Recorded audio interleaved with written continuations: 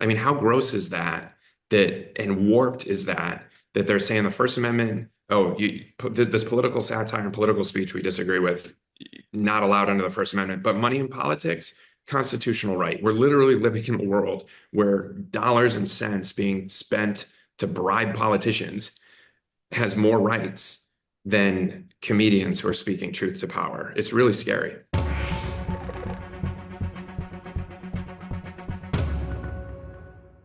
Congressman Riley, thanks so much and welcome back. Thanks for having me, Luke. Appreciate it. So let's talk a little bit about what's happening in Washington right now. You've been there for 9 months. We're nearing something of a deadline on government funding. Do you believe that there is going to be a shutdown? And do you think there should be a shutdown? I think what should happen, I really wish this place would work more like folks do in upstate New York, where you have a problem and you get everybody together with different perspectives. You sit down, you hash it out, and you solve the problem. If this place worked anything like upstate New York, that's what would happen. You would get Democrats and Republicans in a room, and you would figure out a way forward. And for me, what that would mean is we would, right now, Washington is sending rural healthcare off a cliff. We're seeing massive cuts to rural health. Our rural hospitals are barely hanging on by a thread. Our SEIU workers are struggling to make ends meet. And so for me, we cannot continue down a path where we are making the health system harder and harder and harder in upstate New York. We've got to invest in that. And I want to see a plan that's bipartisan and that undoes a lot of the damage that we've seen to rural healthcare back home. One of the concerns about a government shutdown that was expressed last time around a few months ago was that a shutdown could potentially allow President Trump and his administration to expand their executive authority even more than they already have. Do you have those concerns, and does that give you any pause about potentially moving ahead with a shutdown? Yeah, I'm concerned about giving a blank check to anybody around this place. I think we need to have a budget that reflects the concerns of people who are really struggling to get by. I think we should be thinking about this less in terms of who's up and who's down in Washington and more in terms of what it means for folks in upstate New York. And so one of the biggest concerns I've been hearing across my district, across my community, is the challenges with access to rural healthcare. And what we know is that the damage that has been done over the last couple of months to folks in our rural communities, that damage has to be mitigated at a minimum. It has to be undone to get my support. Yeah. In the aftermath of Charlie Kirk's assassination, a little over a week ago now, what is it like for you as a public official and for your colleagues on Capitol Hill? I imagine you're receiving a lot of security briefings and things of that nature. Talk a little bit about what that situation was like, how you reacted personally in the moment, and what steps are going to be taken going forward to keep people who are engaging in political discourse safe.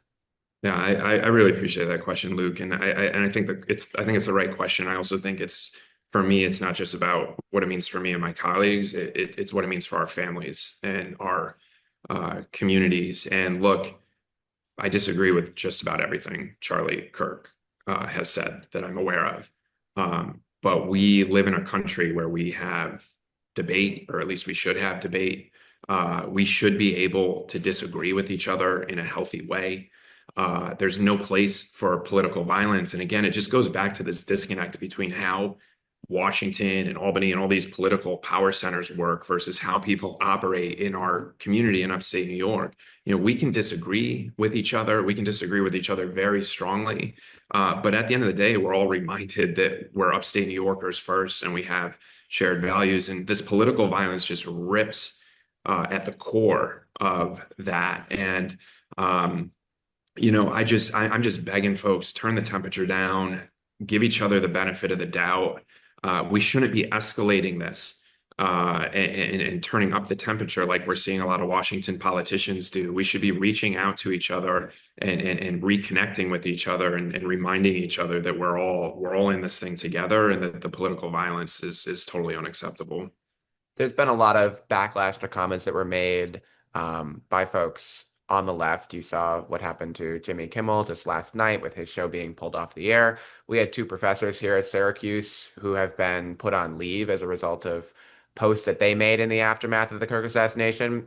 I don't expect you to know the specifics of their case, but are you concerned about this administration using Kirk's assassination as a pretext to crack down on free speech?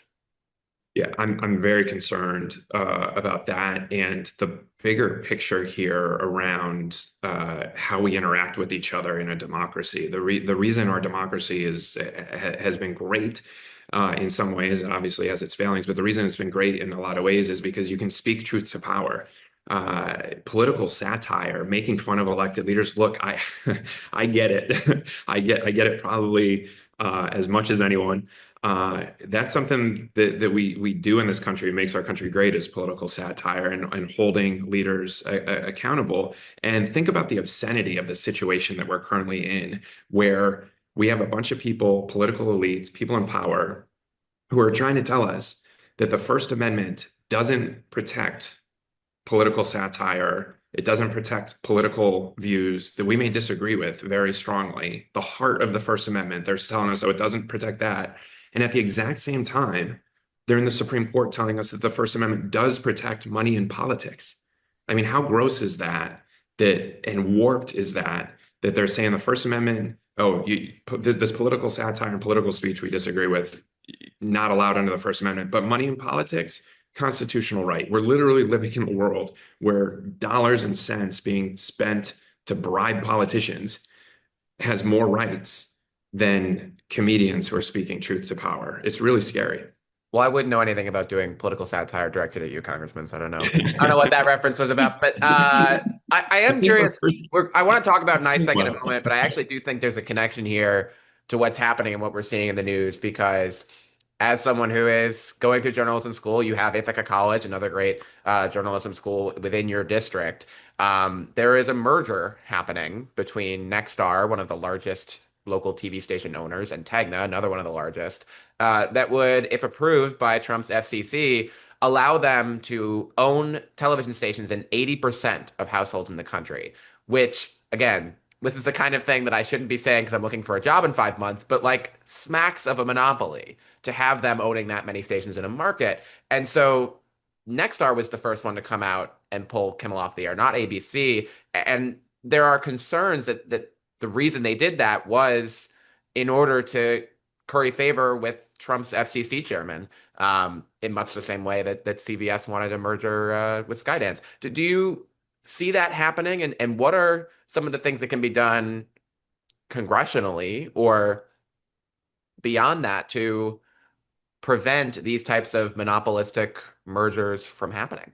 Yeah, well, first of all, keep speaking truth to power, Luke, and keep doing what you're doing. We need journalists, asking the hard questions. We need comedians, doing, biting satire. I think your point is right, and we're really just kind of doing this all wrong as a country. Instead of allowing these big corporate interests to get more and more and more power and consolidate and get bigger and bigger and bigger and more powerful, in which case they can dictate the terms to everybody, whether it's the economic terms and now whether it's censorship. Instead of doing that, we should really be doing the complete opposite. I want to triple, quadruple funding for the cops on the beat who do antitrust enforcement. We should break up these big monopolies. First of all, we shouldn't allow a lot of these mergers to happen in the first place. And then we also need to look at a lot of the monopolization that's happened around the country and break it up. And look, whether you're conservative, liberal, somewhere in between, the idea here is that we are better off if there's competition among different ideas, if there's competition among different companies. That competition ideally would breed better results than having all this power concentrated in just a few hands. Yeah, briefly before I let you go, tell me a little bit about the work you're doing on lowering those utility prices and cracking down on NYSEG for what you believe are unfair business practices. Yeah, so I launched an investigation into the utility companies a couple of months ago. And since then, my office has gotten thousands of responses from constituents, and they're all sharing with us some version of the same story, which is that the utility bills are getting higher and higher and higher. and that's forcing people to make cuts in other places. I ran into a woman in the Sullivan County Fair a couple weeks ago, a couple months ago. She's a single grandma raising her grandkids, and she just got hit with a massive utility bill. And that means she can't get all the back to school clothes that she wants to get for the grandkids. And at the same time that I'm hearing these heartbreaking stories across upstate New York, you know what's happening? The utility monopolies in upstate New York are shipping tens of millions, in some cases, hundreds of millions of dollars to the foreign corporations that own them. And so you have money that's literally being taken out of the pockets of the folks who can least afford it in upstate New York.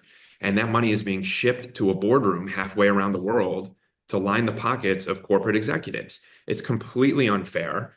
So today I'm introducing a bill. We're calling it the Keep the Lights Local Act. And what that's going to do is going to ban foreign corporations from owning American utility companies. We're literally going to take our power back. Yeah. Congressman Riley, I really appreciate your time. Thanks so much for joining me. Thanks, Luke. I appreciate it.